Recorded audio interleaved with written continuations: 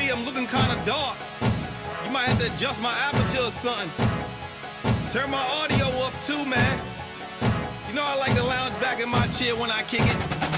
Feel like Arsenio, Bill Maher, Stephen A. Fucking them sway with the cameras. Then I go hard. True reporter got a story from the fucking start. Man Cave for Cheddar. Got original hip hop paparazzi.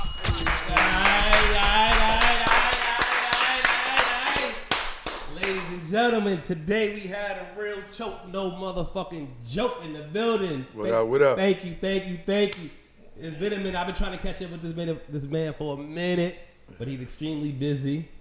Yeah, but you know, we make it happen. Extremely sought after. But he's here today, you know, so thank you for coming, man. Your story is, he's a legend in the game, especially if you hold a camera. Have you ever held a camera in this rap game or in this industry? He's an icon. And if you don't know why, you're going to figure that out today. So thanks again. Definitely thank you for coming, my brother. Thanks, man. I appreciate it. So tell me, just to begin, how did you get started in the game, in the industry? In the industry, I got started, I want to say probably about 92, I would say. You know, I was in the streets, and you know, once I got out, it was like, yo, I gotta do something different. So I started with the rap thing. You know, the whole making a demo and making beats and, you know, producing for different dudes in my projects, myself. This is 1992 in New York. Yeah. What part of New York? Bronx. In the Bronx, From the okay. Bronx, E24 projects. Okay. So, you know, I was doing the music thing, and, you know, I was in a group with a dude, and I was producing for these other dudes, and one day I got us to open up for the Fushnikins when they Yeah. when that record was big. Yes. We had the opportunity to open up for them. I think it was either Cleveland or Cincinnati, Ohio. And you know, I went and rented the van, everything, and nobody showed up. You know what I'm saying? Like, they didn't take it as serious as I did. So from that point forth, I was like, all right, I'm solo. And that's how, you know, Choke No Joke became. That's where the name Choke No Joke came from, because that's my rap name. And you know, I did the music thing. It was just so much politics and bullshit. And being that I knew people that been in it for a while, I learned early on about a lot of the fuckery. You know what I'm saying? So I got discouraged early with the music thing, and then I started doing the modeling and acting. And with doing the modeling and acting, that's where the videography came in, because I started bringing the camera on the set of the jobs that I was working, the music videos, commercials, whatever I was doing, I would bring the camera because I was around a lot of cool What kind of stuff. camera was it? Ah, man. Back then, it probably was the Sony 8mm one. Okay. So you should all right. The View Cam, the one that had the screen on the back, and, you know, like you could flip it like this a little bit. Yeah, but I think it was the View Cam at that time. And like, I took the 8mm tapes. How would you master the DAT? Nah, the 8mm. Oh, so when you push it out, what would you push it? You were just recording at this time. You wasn't collecting. You wasn't like showing. I was recording on those 8mm and just tapes, saving it. and just saving those. Oh, so you never really showed it to anybody. There wasn't no internet, of course, but you wasn't putting it on like DVD, or you wasn't putting it on VHS. VHS. Oh, you would put it back to VHS. Yeah, VHS. I would transfer it from 8mm to VHS. I got you. All right. You know what I'm saying? Right. And what I would do is, I would just make like VHS blend. Okay. I'll say a VHS blend tape of different footage that I shot, of different stuff. All right. And you were putting those out? No, those I was just doing for myself. Okay. That's how I kind of taught myself editing, because I would, you know, go from the 8mm to the VHS, and then I would have two VHSs. So I'll make this VHS on top of my master. You know what I'm saying? That I record this 8mm footage to, and then I would take the second VHS, and that would be my cut. They cheating today with an iPhone. They cheating, ain't they cheating? It's a lot easier today, huh? Yeah. But then, even then, before then, I didn't even know about like Final Cut Pro and Avid and Media 100. I think Media Composer was like the first editing system that I went to from the VHS. Okay. So that's how I started putting footage together and watching my stuff. And then from there, I started shooting in the tunnel around like 95. And then with 95, and then like was shooting in the tunnel, then we had a public access show, and that's when I really learned about editing. Okay. You know what I'm saying? From the public access show, I got my own show on Fox and the WB, which was on LMC Hip Hop. And, by that time I was writing, producing, directing, editing, shooting. And those shows was doing great, like getting like 2 million views on TV. You know what I'm saying? Now, it still wasn't really, the internet was just starting then. Okay. Because we did have a website. And so let's jump back to the tunnel though. Yeah. Like how did you get yourself in the door to bring a camera into the tunnel? Well, Flex grew up around my area. I knew Flex since I was little. Okay. Since I was probably like 8 years old.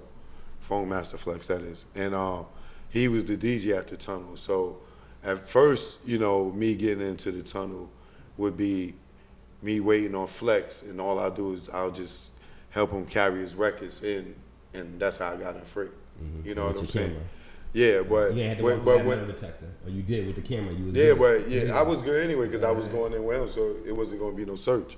You know what I'm saying? But once I got hip to the game of getting in with him, then I would bring stuff, whether whatever stuff I wanted for my personal use inside. I knew bringing Flex Records in that I could bring it in through there. You know what I'm saying? So that's how I figured I'd bring in my camera in and stuff. So anything else you cared to sneak in that you cared to share? You know what it was back then. I'm saying that co-ed bathroom, that chocolate tie. Would you sneak in that chocolate tie in that co-ed bathroom back then? Yeah, you know how it was, man. You went up to the chocolate tie in the bathroom with the tunnel. Oh my God. Yeah. The tunnel bathroom might have been the best bathroom of clubs. Like the tunnel is still like, I don't think we've seen a club to that degree yet. No. We won't. It's a moment of hip hop that I'm glad I got to experience some days at the tunnel. Man, it was great. So that's how I first got the camera in there. And I think the first night that I snuck the camera in there is when I shot Jay-Z at the booth. Like I was set up for him to perform at the stage, but for some reason, the security or whatever, they said that it was too crazy, and he just performed at the booth. And then like everybody was at one end of this tunnel. And then he starts to announce when he talking, everybody looking like, yo, where he at? And he like, yo, they won't put the stage up for me, And everybody shifted and turned around, and people started running to the other side. So he's right up in the cage where Flex is. Yeah. I know right where the bar is. Right. Okay, I remember. So I just had to turn around, and I filmed him, and that's when Hard Knock Life was the single. Yeah. It was, what's that, Volume 2? That was Volume 2, that album, right? Yeah. So after that, then I got down with this public access show, who also, was good friends of Flex, and I became the producer and director of that show, and that's how we were shooting in the tunnel. Okay. It was basically Flex that gave us the access. So from there, don't you go on and you start working with Roc-A-Fella, if I'm not mistaken, correct? Yeah, because after how did you go from the tunnel and all this to end up being you like the Roc-A-Fella main camera person? Yeah, basically you might as well say that. Yeah. What year was this? The tunnel closed in 2001. 2002, I released. The Best of Jay-Z. The Tunnel is Closed. The Best of Jay-Z. That was my Volume 4 tunnel documentary, music video documentary. And when I put that out, one of the girls I was acting with, named Emmanuel, she had left the acting and started working at Roc-A-Fella. in video production.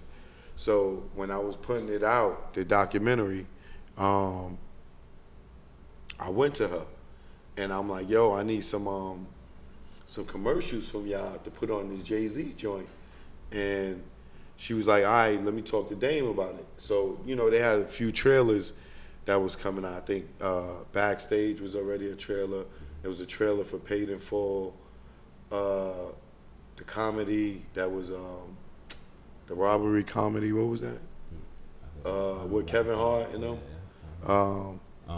Paper Soldiers. Paper Soldiers, yes. Paper Soldiers had a trailer. Uh-huh. So I, you know, was like, yo, let me promote it. You know, being that this is all Jay-Z, I'll promote it on there for free for y'all. Just give me the trailers. So Dane was like, yo, let me see it first. So he saw it and he like, damn, yo, you did all this by yourself? Like produced, directed, wrote it. And I'm like, yeah. He like, the packaging and everything? I'm like, yeah. He like, damn, man, you should come work for Roc-A-Fella. And I'm like, all right, when? And he was like, yo, tomorrow we going to the De La Hoya fight and Shane Mosley. So, yo, you could come with us, you could film that. And I was like, all right. And that was the next day, he was on the private jet, and I never looked back. Yeah. Wow. So then we get, all right, hold on. Give it up to that. That's major. Hold on. That's major. Because that's where it really it begins. Because now you're getting all the exclusive of Hov. Right. Like you're capturing this whole Dipset time there, and beyond. Yeah. Dipset, State Property, Bleak. Who else? You know, they started rock music with the R&B. It was so many different artists. What's the most exclusive footage you think you got during that time? The most, I mean, it's so much stuff that I probably still haven't even looked at. You know, since it was shot. But I guess the most infamous footage is the Def Jam conference room. When you know, me and Dane walked in on the Def Jam Jay-Z meeting for the Black Album. I think that's the one, you know. Could you walk me through that and kind of explain what happens? Basically, Jay-Z was having a marketing meeting for the Black Album, and he didn't tell Dame about it. And he had the whole Def Jam staff there to help him with the marketing for, which would have been his last album, which was his last album under Roc-A-Fella as we knew it. And that, you know, that was like Dane found out about the interview. He came to me, said, yo, Choke, meet me there. We're going to film this, and we're going to catch him in the act. I was like, all right. The meeting was at 10. He told me to meet him at 9:30. 9:30, I was there. He was there. We waited till like 5 minutes before the meeting started. And as soon as the meeting started, we walked in. And everybody know the rest. Yeah. Wow. Thanks for sharing. That's a hell of a story right there. Thanks for sharing, man. Wow. Interesting. So you go on and you put out a DVD, correct? Like the Fall of Roc-A-Fella? I pulled out two things. I pulled out a DVD called I Am Choke No Joke, which everybody coined as the Roc-A-Fella breakup DVD. All right. Because, you know, the I Am Choke No Joke, it was me telling my story from, you know, birth to, you know, leaving Roc-A-Fella, going to BET.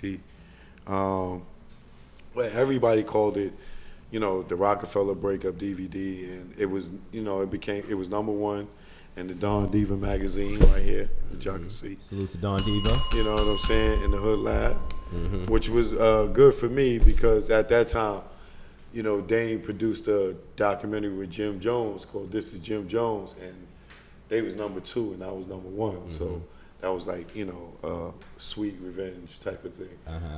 You know what I'm saying? That I came in and beat them. But so they were mad about you putting out this DVD? I don't think they were mad about it. It's just that we both, you know, I had left Roc-A-Fella at that point. You know what I'm saying? So it was like a friendly competition thing. So did you just keep all the masters? I kept you know, the ones Dame paid me for, he got, and the ones I didn't get paid for are mine. Understood. Understood.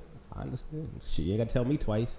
I've been there. I got some of those. You know, never paid for. You know, you keep them on the shelf. Hell yeah. And you never, like you said, you never seen them. So nah. So was there some? So there was some backlash. They didn't want the DVD to come out, or they didn't like for you to. I never heard that they didn't want it to come out or anything. Okay, they never tried to stop it or anything. Nah. So maybe it was a tunnel. You put a tunnel project, and was Flex mad about it? I know there was a project that you put out, and somebody in the industry didn't want. They was like, man. Oh yeah. That was a tunnel thing. That was the tunnel project. That was just more of a control issue. Okay. You know what I'm saying? With Flex, when I brought him in on it. Mm-hmm. You know what I'm saying? It's my project, my content. You know, but being that he was so significant with the tunnel, and he gave me the opportunity, I just felt like it was only right to bring him in on it. Mm-hmm. But being that he said that he needed 100% creative control over my project is where, you know, we bumped heads, and that's why it didn't happen. Understood, definitely understood. You sound when I hear you speak, I can just tell you so stand up. I love your morals, like you stand for something, and that's very important, very important. You gonna fall for anything? Lately, But also with the Roc-A-Fella thing, I did, which we could really consider the first web series, which was The Last Days of the Rock, which was 33 or 34 episodes that I put out of, you know, the demise of the Roc-A-Fella as we knew it when Jay and Dame split. Okay. You know what I'm saying? So what's you and Dame's relationship like today? I just haven't seen him in a long time. It's been years since I seen him. I mean, we had our thing, you know, he talk his shit about me when he feel like mentioning my name. But for a long time, he wouldn't even say my name. It was like when I became popular, then he would say my name. It was like. So what is he mad about with you? What is it that he talks? I don't know what his main thing is. I mean, I guess he feel like, you know, I took footage from him, but I didn't take anything from him. It's like you didn't honor an invoice, and you had somebody running your company that was basically intimidated by me and try to push me out along with a few other people, and was doing a lot of F stuff. Like, wouldn't even. What do you mean intimidating and try to push you out? Explain. Like, because I was like Dane's main person. I was his main man when it came to video. He brought in this chick, you know what I'm saying, that ain't even of our culture. He funny as he always talking about culture vultures and everything. And this female, she was just intimidated by, you know, me. I'm better than her in everything in regards to writing, producing, directing. You know what I'm saying? So Dame had his people around him. You know what I'm saying? She not being of the culture, not being of his crew, you know what I'm saying, did whatever she had to do so she could get closer to him. In the process of her doing that, she was doing a lot of bullshit. You know what I'm saying? Like I work for Roc-A-Fella, but she got it to where we can't go on the set of state property too. Like, what do you mean we can't go on the set? You know, like she was doing, then she made him push out his main mans. And so I seen a lot of the bull coming with her. So what happened was she started, he gave her power. And it's like, yo, talk to her. And that's where me and him fell out at. Because it was a project that aired on BET. My name wasn't in the credits. I shot the whole thing. And they don't even credit me. And I'm like, yo, like, why my name ain't in the credit? Like, you give Johnny credit in the show for some pictures, and I shot everything. And he like, oh, well, she said you don't deserve a credit. What TV show don't credit the camera person? It ain't no show without the camera person. True that. You know what I'm saying? So, you know. Real talk. You know what I'm saying? Real So talk. that just showed me that she was intentionally trying to sabotage me. You know what I'm saying? So when he kept defending her, it was like, that's when me and him fell out. And then I still had invoices that she still didn't pay. You know what I'm saying? So that kind of worked to your advantage in the long term of life. Yeah. Because what you hold is value. Yeah, of course. You know what I mean? That's your kid. That's value. You Yeah. know what I mean? You know that. What's your relationship with Hov, with Jay-Z? Do you all speak, or they in a relationship or at all, or it was always just more you and Dame? Well, at the time I got to Roc-A-Fella, Jay-Z wasn't messing with Dame. They had no relationship. Okay, so it was like it was all business. So if you worked with Dame, Jay didn't mess with Dame people. Mm-hmm. If you worked with Dame people didn't mess with Jay people. Mm-hmm. You know what I'm saying? So you never seen us all together unless it was like a major event, and we all there, or we all run into each other at the event. But it was Harlem versus Brooklyn. Mm-hmm. It wasn't no Roc-A-Fella. And even with the whole Roc-A-Fella family, the name was just, the family part was just thrown around to utilize people, get people do stuff for free, and not look to get paid because, oh, yo, you family, you know, you under the wing, yo, you know, being that you can use the Roc-A-Fella name, that should be value to you. Mm-hmm. That should be your money. No, nigga, I'm working. Mm-hmm. You know what I'm saying? So, I never really got a chance to build a rapport with Jay-Z because if you came into Roc-A-Fella through Dame, he wasn't gonna mess with you because he didn't mess with Dame. Mm. And my first incident with Jay is, you know, the time where I got jumped by his people because Dame had me go and film Jay's concert without getting Jay's consent. So when Hold the fuck up. We gotta go back. We gotta come back. Yo, we gonna take a timeout. We gonna come right back. Give me 5 minutes. He said he got jumped by. Hold on. You said Jay-Z's people? Okay. Let me go to break and I'll come right back. Man Cave for Cheddar. That original hip hop paparazzi. What up? What it do, L? What's up, my brother? How you, yo? Fuck with that boy Cheddar, man. Cheddar Man Cave, Go, Mike, you understand me, Billy, Truck, all that. Yeah, only for my nigga album, man. We finna get it in, get personal, man. Get political, get all that shit, man. So T9, man, you alright over there? You fading on me? You ain't fading on me. We gotta get you a pillow, dog. You got your head down the whole night. Let me see. We gotta get you up. You wanna hold the bell, dog? You wanna hold the bell? You gotta give you the bell or something for a second. I'm gonna hold the bell, you know what? I'm gonna hold the bell for the chick with the big titties. Oh! Give the bell back. Oh, shit. He's done. T is done. We got to get T a blanket. A nigga said he got a guy. That's a nigga who smoked a blunt with him. Like, yo, son, I was smoking a blunt with your ass, shit. Fucking broccoli grew on my shit. Hitting niggas with everything. Mop handles, mop buckets, fire extinguishers. You name it. Yeah, everything. And it was a brawl. And so, I don't even think that the Locks was trying to. I think more or less they was trying to hold their ground and defend themselves, and I ain't mad at them. One night, you like, God, if you just let me get through this, I swear to God, I'll never go wrong again. I'm gonna go to church. I'm gonna do all type of shit. I'm gonna get to the homeless. I'm gonna send some water to Puerto Rico. It was going back and forth, but it ended up in the third lane before it hit the rail. I caught it. Boom. Jay woke up. Dame is back there screaming, yo, you could have fucking killed us. Yo, you fat. Gucci, like, you ran into Gucci? Yeah, I ran him to the mall, told him, like, he like, man, people acting a little funny with me because I got these situations, these beefs, but Lo was like, I don't care nothing about that. Pull up on me. Let's make music. Mm-hmm. And that's in his book, and he put that in there, and that's how Lo was. Like, you got to think, man, like, for me, at the time, I'm hustling, I'm mixtaping, I'm doing all I can do. In the city where we gang bang, young niggas strapped with insane aim, letting shotty spark knock a body part off your mainframe. I was raised in a part of town mama warned you about. Gotta eat, so like wide receivers, I took the corner route.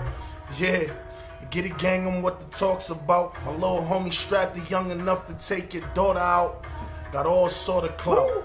When I say I got 2 trade files with the 7, it ain't a quarter ounce. Sending orders out to my niggas that put their orders in. Trying to fill a safe up, after that make more sense. Man Cave for Cheddar. That original hip hop paparazzi. Oh, we back. Yep. So, man, getting jumped. Hey. I thought y'all was on the same team. Explain this to me.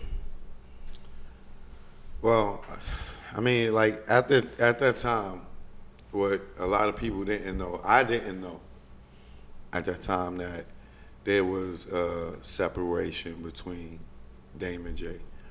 So when I was filming the concert, I could see Jay like, yo, cause I'm on the stage, I'm jumping on the speaker, like, I'm the best I ever did when it comes to this camera shit. You know what I'm saying? But Jay knows who you are, though, correct? He knows you're the cameraman with Dame, correct? Or No, I'm sure he's seen me around because I even interviewed him, or I ran up on him with Lyor at times. So he knows who I am, but I guess he like, yo, why is he on stage doing all this, whatever? So I seen Jay go over to his little man and be like, yo, what's going on? Whatever. His little man went over to Dame. Dame like, yo, he with us. He with Roc-A-Fella. He worked for us and stuff. So his little man went and told Jay or whatever. You know what I'm saying? Jay, told his man whatever. Show went on a little more, whatever. Jay went back to his man again, whatever. End of the show, whatever. They jumped me to basically get the camera. So they got the camera. Huh? They want the footage. Yeah.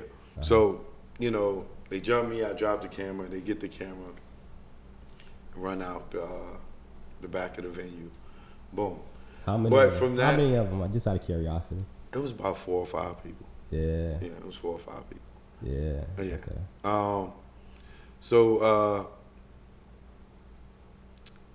After that incident, was there ever an apology? Did Dame say anything? How did that? That moment, I'm over here working, and I just get jumped for the company that I'm working for. And I had my Island Def Jam badge on and everything. I could have sued so many people. You know what I'm saying? But my lawyer was like, for me to do that, I would have to press charges. And Jay was on probation at the time for the thing. I'd have pressed charges for him. He'd have got locked. It would have just been bad. And back then, I was still in my street mentality. Like, I ain't snitching. You know what I'm saying? I ain't look at it as business. But either way, Jay took care of it quick. You know what I'm saying? It was no debate. It was no, back and forth. I said, yo, something got to give, and he gave. You know what I'm saying? He said he corrected it. Yeah, he corrected it. Shouts out, salute. Yeah. So, for that reason, I was basically a casualty of their war. Mm-hmm. You know what I'm saying? So that's why I don't have no ill feelings towards Jay-Z. And a lot of people know the incident where I got jumped, so they look at it like, oh, yo, he got me jumped, so he my enemy. You know what I'm saying? Mm-hmm. Nah, his beef was with somebody else. I just happened to be in the middle of their problem. Mm-hmm. So for that reason, I ain't got no beef with him, and he made it right. Mm-hmm. So why would I have a problem with him? That's the most important thing. That, because if not, you would feel some way. But once a person says, "Hey, this is what's going on, and this is what happened," right. You know what I mean? I can see through it and clearly see what happened. You know what I mean? Right. Like, you ain't taking my footage. I ain't messing with you right now. You think you gonna film my footage and make some type of dollars? No, it ain't happening. So you just have, like you said, you just happen to be the man filming the footage. So I definitely get it. I respect it. It was several incidents like that with Dame and Jay, where like even the Fade to Black concert. Mm-hmm. You know what I'm saying? With the Fade to Black concert, that was through Lionsgate. Dame got that deal. You know what I'm saying? And he came with that idea of doing a final concert, this, that, and Jay was like, he went to them. I mean, they went to Jay like, yo, this is a great idea, whatever. He's like, yeah, I'll do it as long as Dame ain't involved. Wow. So it was just that type of tension that, like, he couldn't do business with Dame at that point. He didn't want like when the grand opening of the 4040, Dame couldn't get in. You know what I'm saying? They had Dame standing outside. It was like, people that have nothing to do with Roc-A-Fella would get in before Dame. So I know you said you got there when the tension was already existing. Do you know why the tension got there? What was it that got them to that place?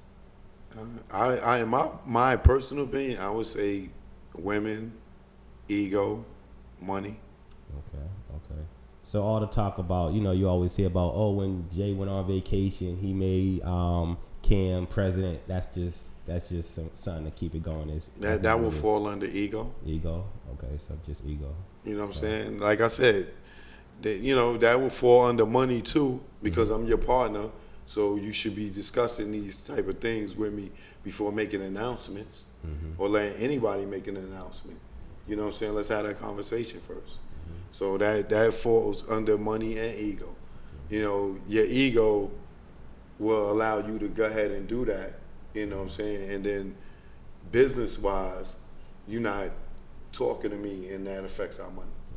So you've been around in the game for a minute working with Roc-A-Fella. You've been around a lot of top label execs. You know what I mean? Right now we're in a different world. We're in a viral world. Right. You know what I mean? So and you're still current, and you see a lot of Lyhor Cohen kind of in charge of this YouTube era, and he's kind of running this YouTube platform. But you actually worked with Lyor or been in his presence prior to this. Right. Could you kind of how do you feel about the new presence and I don't know, kind of your business thoughts of Lyor, and how he is as a businessman? I mean, Lyor is the white guy or the Jewish guy that capitalized off of the poor kids in the community type of thing. You know what I'm saying? Like, people think, they think Lyhor Cohen, and they go back and look at where he come from and see him standing next to Run DMC and LL and all these other people. Like, Lyor didn't grow up in New York, in the Bronx, the Brooklyn, Queens, Manhattan. You know what I'm saying? He was over in LA. He got with hip hop because it was popular. He didn't get with hip hop because he was of it. You know what I'm saying? He got with it because it was a way for him to make money. So he didn't start with Russ back in the day? Nah, he was doing rock music. Okay, so when did he come on the scene? When did he really come on the rap scene? When he, according to him, when he did the Breakfast Club, he says that he hired Run DMC to open up for one of his shows. You know what I'm saying? Run DMC appealed to the white people back then because they had this song with Aerosmith. So white people embraced him. White people embraced him. You know what I'm saying? So which would have Lyor embraced him. You get what I'm saying? So that's his connection or introduction to hip hop would be Run DMC. Okay. And then after him hiring Run DMC to do a show or whatever and trying to get more hip hop acts is how he got his affiliation with people in hip hop, which would be Russell Simmons or whoever it may be, which got him to around with Russell because Run is Russell's brother. You know what I'm saying? So that put him in that circle. Okay, yeah. So once he kind of started dealing with Russ. So he was with Russ doing what? Def Jam, correct? Yeah. Well, he wasn't doing Def Jam with Russell. Rick Rubin was doing Def Jam with Russell. You remember the movie Crush Groove? Yeah, Rick Rubin was producing a lot of them tracks. Yeah, exactly. The story of Crush Groove is the story of Russell Simmons' life. Yes. And loosely based. You know what I'm saying? So Russell and Rick Rubin started off together in the dorm at NYU. There's no Lyor there. You know what I'm saying? Russell is from Queens. Russell's brother, Run, was the son of Curtis Blow, a DJ. You know what I'm saying? So Russell been involved in this whole hip hop scene. Russell's always been a socialite. He's always been in the mix. You know what I'm saying? He is the glue for Def Jam. He's the one that put a lot of them key components together. You know what I'm saying? Rick Rubin wasn't hanging out in in Queens with these, you know, Jam Master Jay and these dudes. You get what I'm saying? Yeah. It's Russell, but Lyor sat up on the Breakfast Club and said Rick Rubin was the genius. He barely even mentioned Russell Simmons in his interview, if you go back and look at it. You know what I'm saying? So where Lyor come in at, as you remember the movie Crush Groove, right? Remember Russell ran out of money when they was running the label out of the dorm, right? Yep. So they had to go get money from somewhere. Remember, and in the movie it was the dude JB or JP, and the Full Force dudes kept beating up Russell and stuff, trying to get their money back. You know what I'm saying? Well, remember, at some point Russell got some money, and he was able to pay the JP dude off, and then they had the big party at the Fever. Now Def Jam's on. That was Lyhor Cohen's father. Lyhor Cohen's father is was the president of Israeli bank or something. Lyor is a Israelite or Israel Jew. You know what I'm saying? Now he ain't saying this. You know what I'm saying? That his people were a major investor in Def Jam. And if I'm wrong, I'm wrong. But this is how I know it. You know what I'm saying? That's how he got to be so involved with Def Jam, because his daddy cut the check. Gotcha. You know what I'm saying? But now if you go and try to research Lyor's father, it says unknown. But back then when I researched it, it had his name and everything. So that goes to show you the type of power that they got, that they can erase his father's name from existence on the internet. Because people are going to go and look to see who Lyor's father is, and when this interview comes out, and they going to, like me, not be able to find. You can find his mother, but you won't find his father. Wow. That's power. Give it up. That's a deep one right there. Deep story right there. Yeah. So now, as far as Lyor with people saying, you know, he's part of the culture. Nah, he just capitalizes off of the talented kids in the ghetto. That's why Dame calls him a culture vulture. Like, he can't go make money with rock music. He can't go make money with country music. He doing it here within our culture, and he's not a part of it. You get what I'm saying? He just learned, like he said when they found DMX, he got the cream of the litter or some shit, the pick of the litter. You know what the fuck that means? I got the pick of the litter. I got the good piece of shit. You know what I'm saying? Amongst all the other shit. You know what I'm saying? Irv Gotti tells a story where Leo's like, I got the pick of the litter. Like, that's an insult. But they look at it as a compliment because they saying that he's seeing his talent. But the motherfucker just said, I got the best piece of shit amongst all the pieces of shit. Real talk. You know what I'm saying? That's true. That's so real talk right there. And then when, you know, he's up there and he's talking about, when he got to you know, Rick Rubin when Charlamagne asked him, you know, well, how did y'all get all these artists? You know, LL Cool J and the Beast Boys. Oh, it was Rick Rubin. He was a genius. I remember walking into his dorm and he's doing the artwork and he was so paying attention to detail and that was him and Russell's room. You know what I'm saying? They made like everything wasn't Rick Rubin. You know what I'm saying? Now Rick Rubin and Russell, they broke up because Russell started going and hanging around Andre and Rap. That's what severed their relationship. And Rick Rubin went off and did Def America, you know, and Russell did Def Jam, so he gave it up or whatever. But Lyor ain't had no hand in picking no talent and developing no talent. He capitalized off of having money and off of something that he saw that was going to be big. So the Lyor today is the same Lyor yesterday. Yeah, if you look at him, he has no morals when it comes to our culture. You like Young Thug was his artist, and his whole campaign is running around in a dress. You know what I'm saying?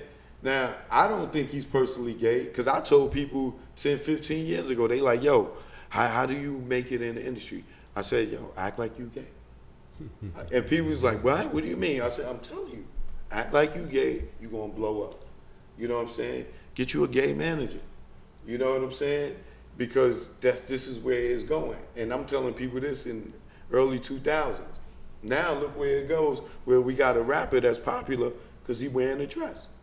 You know what I'm saying? I've been saw this happen. You know what I'm saying? So, like I said, I don't never believe that Young Thug is or gay or anything.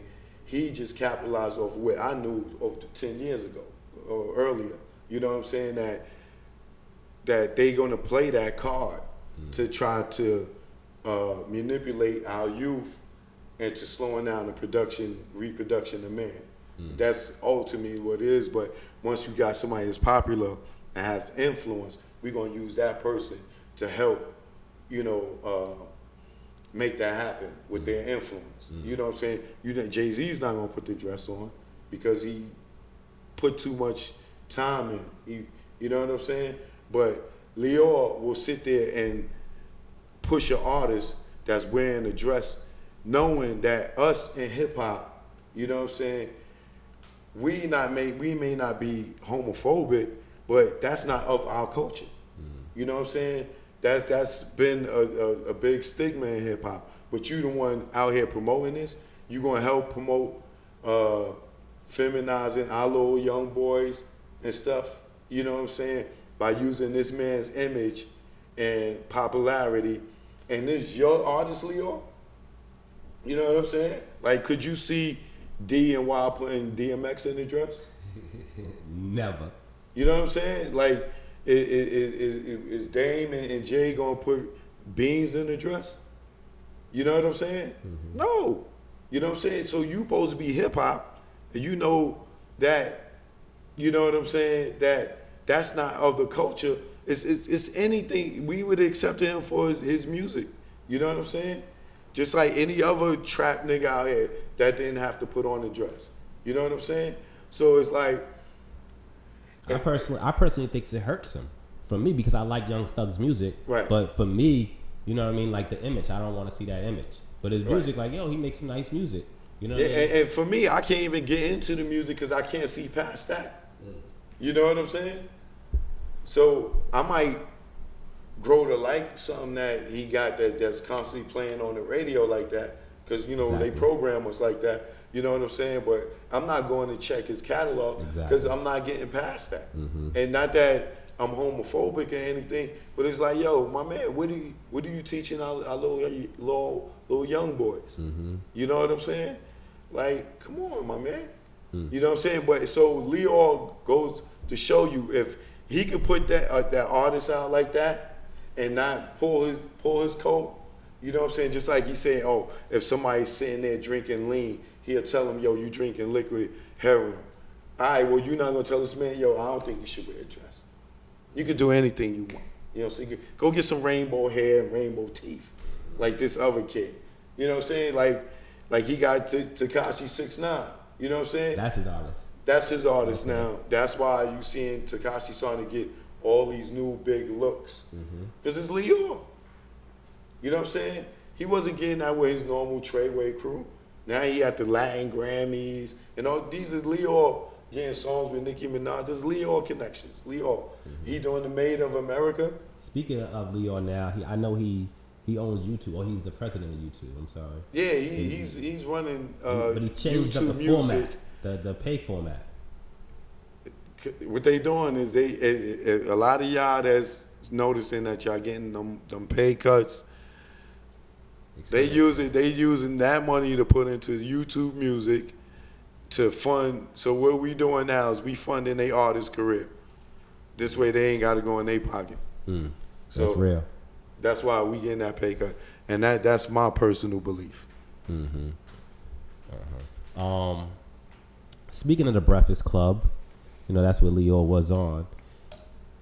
Charlamagne. I seen a lot of your posts recently, and you tend to I don't know, you got a lot to say about Charlamagne. And a lot of it I don't know, is it personal or does it stem from his incident? I seen a lot of the mention was his incident with the young girl, and that's where I seen a lot of your talk responding to. But I don't know if that was just you and Charlamagne's, where you all going head to head at, or was it something else? As far as Charlamagne, like, I'm over the whole Charlamagne thing. You know what I'm saying? Like, I felt like I really felt like he was my dude. You know what I'm saying? I contributed to his success. You know what I'm saying? When he wasn't on nothing, I put him on TV several times. You know what I'm saying? He had several shows and things like that, and he never showed that love back to me. You know what I'm saying? Except for that one time when I went on the Breakfast Club, and I kind of damn near had to force myself on there. You know what I'm saying? So my thing with him was, like, I know him outside of all this Charlamagne on the Breakfast Club thing. Like we hung out plenty of times. I've been to, you know, his pop's house, his pop's restaurant down in South Carolina. Like, me and his pops hung out, you know, went tailgate. I was with his pops when he, when he got arrested at the Jets game. You know what I'm saying? The Jets versus the Cowboys game. Like, we was tailgating together. You know what I'm saying? Mm-hmm. Charlamagne was there with us. He just was sitting somewhere else. You know what I'm saying? But my thing is, I was upset with him, you know what I'm saying, and the Breakfast Club, because I felt like I contributed a lot to him and to the show. Like, there's people that I brought, plenty of people that I brought up there, and I know that works on both ends. You know, they doing me a favor, letting them come up there, and I'm doing them a favor by bringing them somebody that's, you know, probably popular or popping at the time or whatever. You know what I'm saying? So when who did you bring into the show, for example? I brought a lot of people up there. Sheree from Real Housewives of Atlanta, Charlie Baltimore, Trick. What's your industry relationship? Yeah. Yeah. So when I went up there and I did the Breakfast Club, you know, the day I did it with Troy Ave. This was on I think we did it on the Tuesday. So the day after that, you know, Troy Ave interview aired. You know what I'm saying? And then some more people went up there to film. Like, I think it was Jermaine Dupri, I think Tyrese, and somebody else. And all their interviews ran.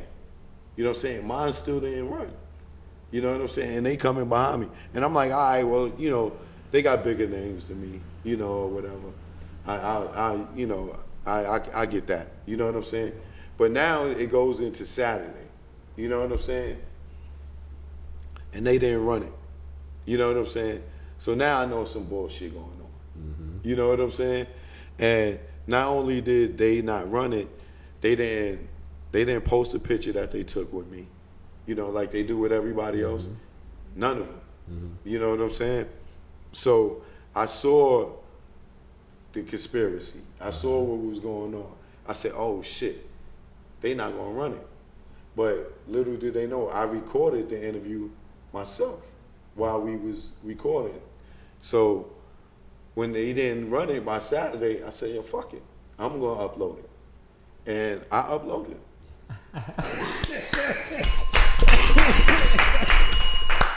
Yo, give it up for a real videographer, man. I'm gonna run my own shit. Yeah, all right. So you run the Breakfast Club show. Let me, Right. Yeah. So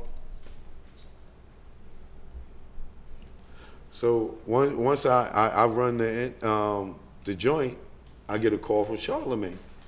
And he like, yo, Cho, what you doing? Yo, Digital's mad at us. Why you put up the interview? I said, because y'all not gonna put it up. He was like, nah, we gonna put it up. Yo, we just gonna edit some of it out, you know, the Jay-Z part, cause you know, I don't want Jay-Z to blackball you and blackball your Tunnel documentary. I said, yo, he can't blackball my Tunnel documentary. You know what I'm saying? And if he could, like, so what? You know what I'm saying? Like, why you even care? You know what I'm saying? Y'all ain't gotta take nothing out. Like, you ain't gotta do me no favors. I said what I said. You know what I'm saying? So he like, nah, you know. So right then I know, oh, all right, well, the days that went by, he went and let Jay-Z hear the interview. You know what I'm saying? And because he hangs up at Roc Nation. You know what I'm saying? He's like, no disrespect, but he's like a Roc Nation groupie. When he talked to me, yo, I was up in there, I was talking with Jay and and like, you know what I'm saying? So, oh man, all right, go ahead. You know what I'm saying? So it's like, for me, it's like Jay-Z is just Jay-Z to me. You know what I'm saying? He's not God, he's not Hove, he's just Jay-Z. You know what I'm saying? And behind that Superman suit is an insecure nigga, like a bunch of other niggas. You know what I'm saying? So when I'm around this nigga and he's, you know, like, or like he met Michael Jackson, or, you know what I'm saying? Maybe he's like Michael Jackson too. I don't know. I don't give a fuck. But I saw that I wasn't getting no support from them and they wasn't gonna run it. So once he told me that they, you know, they was editing the interview, then I was like, yeah, all right. So he went and seen where Jay approval was. You know what I'm saying?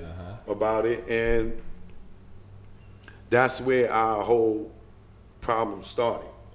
You know what I'm saying? So he was mad at me that... Does he let the interview out? They air it? Huh? They air the interview? No, what they did is they aired it, right? They flagged mine, which I don't understand how they could flag it, because you didn't tell me I can't record anything, and I didn't take your video and upload it. I uploaded my own personal video of myself. So they flagged it. Yeah, they flagged it. They flagged it, and then they put up their version. You know what I'm saying? So, but with their version is missing 20 minutes. They cut 20 minutes out.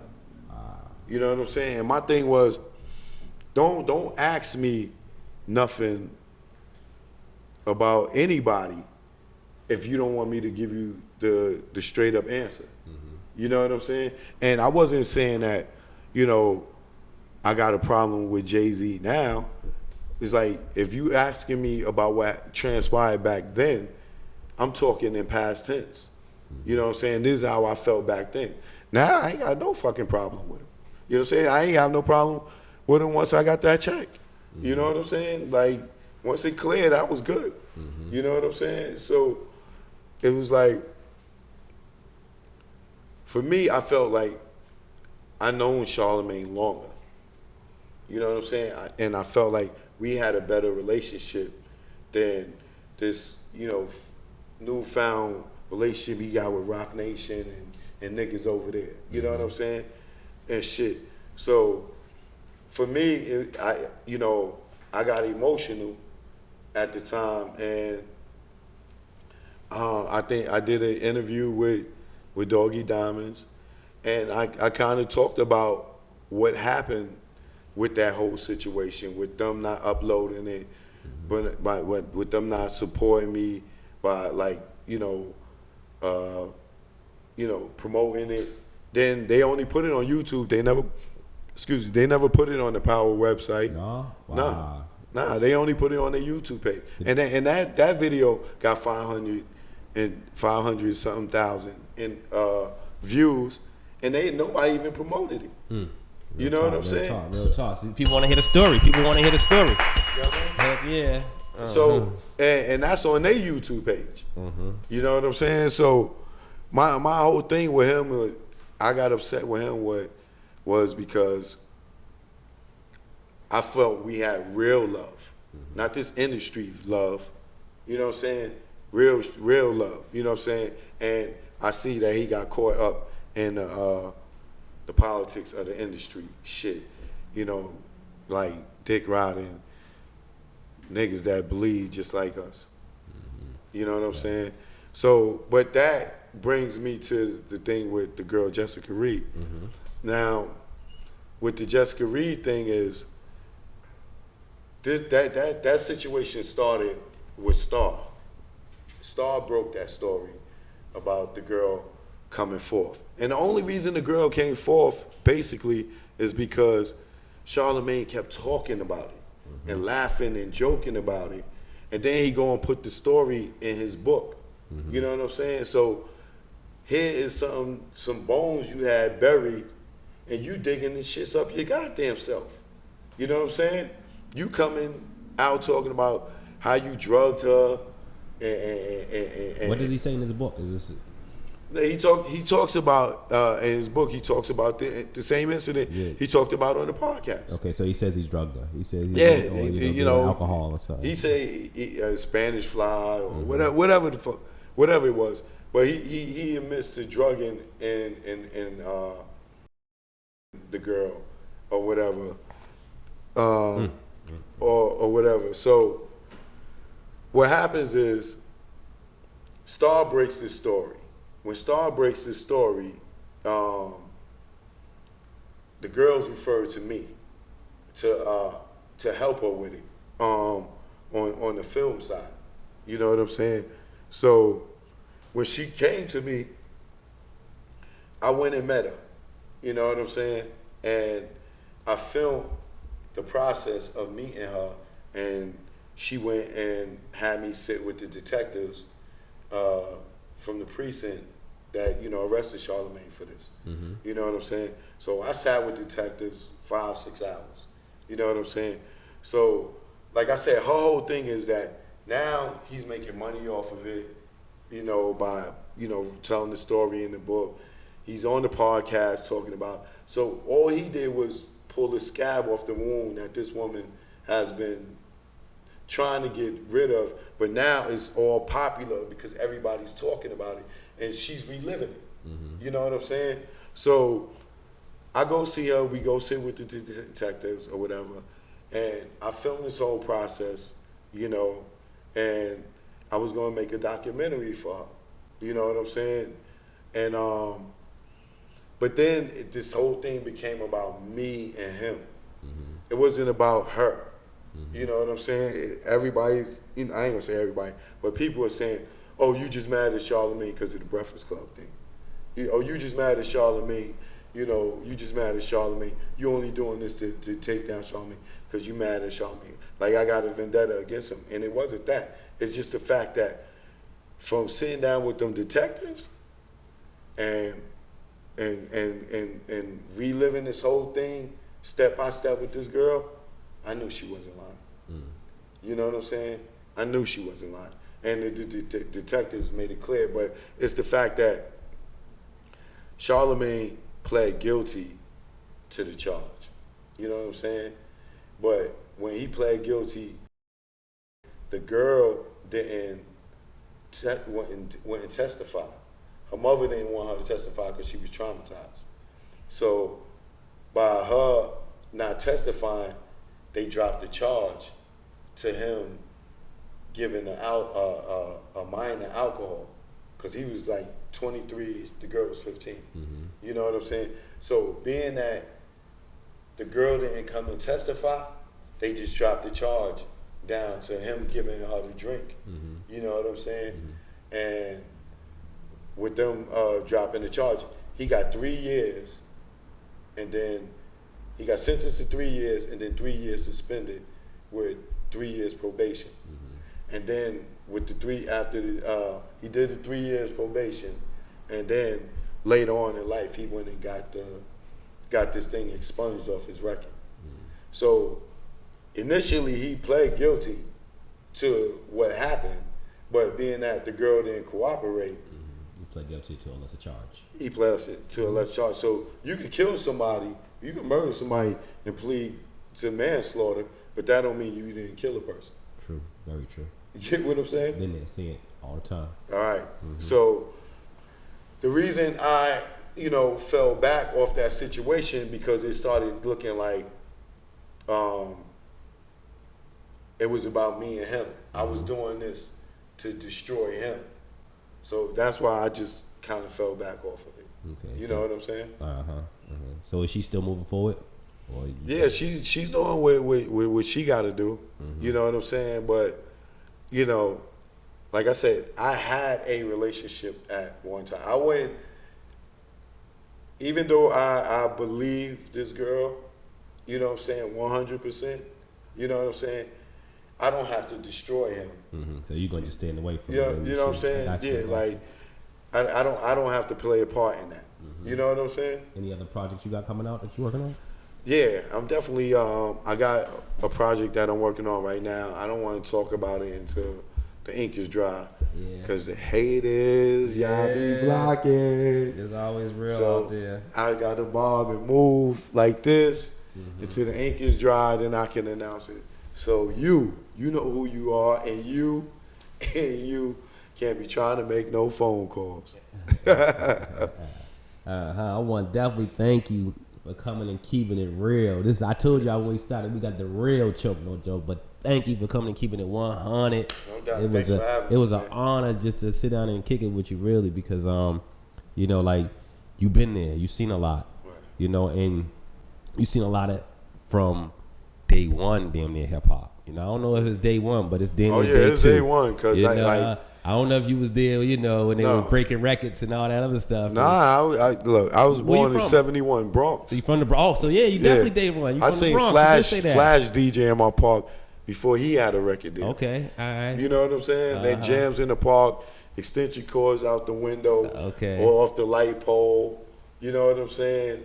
The real Bronx. Yeah, I came up with a couple of Bronx hip hop folks. Like first was Chubb. You know, I fuck with Chubby Chubb heavy. He's from the Bronx, really. Originally, Chubby Chubb, and then originally I used to fuck with French a lot. I would go meet French in the DVD game. You know, we kind of came up together. So me and him in the Bronx, and you know, hanging out for a little while. So now, you know, I fuck with y'all Fordham Ave and all that other good shit running around in y'all's town. I'm near the Co-op City. I don't know, it's big. The Bronx is big. The Bronx is big. You know, but nah, that's classic hip hop. So yeah, you definitely been around. So I've you been seen around it. from the linoleum, the cardboard, the making our own graffiti markers out of shoe polish, electric boogie, the break dancing, the graffiti, the DJing, the early Lashik records, the building, bandit buildings. I got one for you. Top 5 album. If you was going on vacation, you could bring 5 records with you. What 5 records you bringing with you? Well, let's say if I'm driving. There we go. I'm driving from New York to California, which I've done before by myself. Yeah, that whole drive. But I would probably have EPMD's Business as Usual album. That has a nice flow from the beginning up to like the 5th, 6th song. Probably NWA, Niggas for Life. Straight out of Compton. Niggas for Life.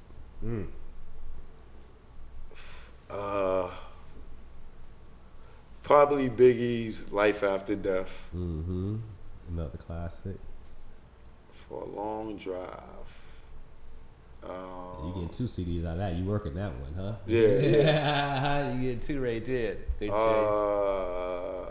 2 more albums. Probably The Great Adventures of Slick Rick. Ooh.